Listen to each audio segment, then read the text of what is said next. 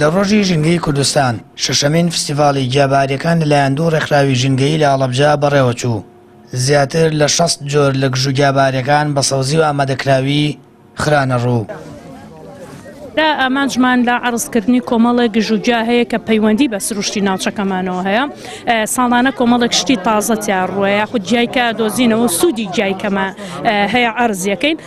ئەمڕۆ زیاتر لە 60 جۆر گژوگیامان عرض کردووە لەگەڵ سوودەکانی و چاودێرەکان ڕوونیەکەنەوە بۆ میوانەکانمان کە ئەم جیانەچین و سوودیان چێ بۆ هاوڵاتیان. ئەم پیاوە زیاتر لە 30 ساڵە دەچێتە شاخ و کێوەکانی ئەڵەبجە و گژوو گیاباریەکان دەیەنێتەوە دامفرۆشێت. دەڵێت گیاباریەکان سوودێکی زۆری تەندروستی هەیە و پێویستە هەمووان بۆ سروشت بگەڕێنەوە بۆ ئەوەی تەندروستیان باش بێت و دوور بن لە بەکارهێنانی خواردنە لە قوتونراوەکان. ئەمە هەزبێلە، ئەمە هەر هەزبێلە، ئەمە ڕوسخە، ئەوە خاز، ئەوە کنگر. وەڵا بۆ هەموو دەرد و دەوایە باش، بۆ گورچیلێ، بۆ ئینتیهابات، بۆ هەمووشی.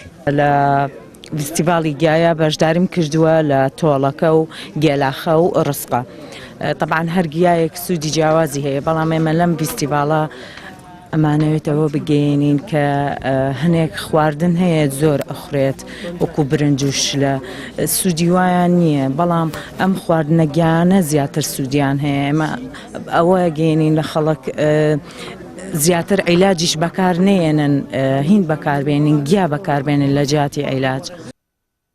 هاوکات شارەزایەکی بواری گیاسروشتی و باریەکان ئاماژە بۆ سوودا تەندروستیەکانی گیاباریەکان دەکات. دەڵێت بەگشتی گژوو گیاباریەکان بۆ هەموو ئەندامەکانی جەستە بە سوودن و دەرمانی نەخۆشیەکانن. گیا و گوڵە جوانەی کە لە هەرێمی کوردستانە هەیە دەرمانێکی زۆر زۆر تەندروست و جوانی تایە لە هەرێمی کوردستانە. ئامانجی سێمان ئەوەیە کە خەڵک بۆ خۆی بتوانێت بە کەژوکی و بەدەشت و دەر و بەناو ئەم گژوو گیا جوانەی هەرێمی کوردستان بگەڕێ بە دەستی خۆی گیاکان و گوڵەکان لێکاتەوە بەکاری بێنێ بۆ تەندروستی خۆی. سوودی تەندروستی ژمارەی زۆر زۆر سوودی هەیە، سوودی بە هەموو کۆندامەکان هەیە، کۆندامی هێرس، کۆندامی هەناسەدان، کۆندامی سووری خوێن، بە تایبەتی بۆ چۆری خوێن و لێدانی دڵ و کۆمەڵێ بابەتی تر.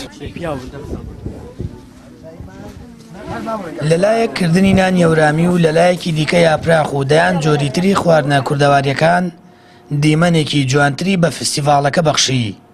بەپێی ڕێنمایی تەندروستیش پێویستە ئاوڵاتیان بۆ لە شێکی ساخ و تەندروستێکی باش بگەڕێنەوە بۆ بەکارهێنانی گیاباری و خواردنە کوردەواریەکان کە لە ئێستادا بۆی خواردنە لە قوتونراوەکان سروشت و بەکارهێنانی گیاباریەکان فەرامۆش کراوە.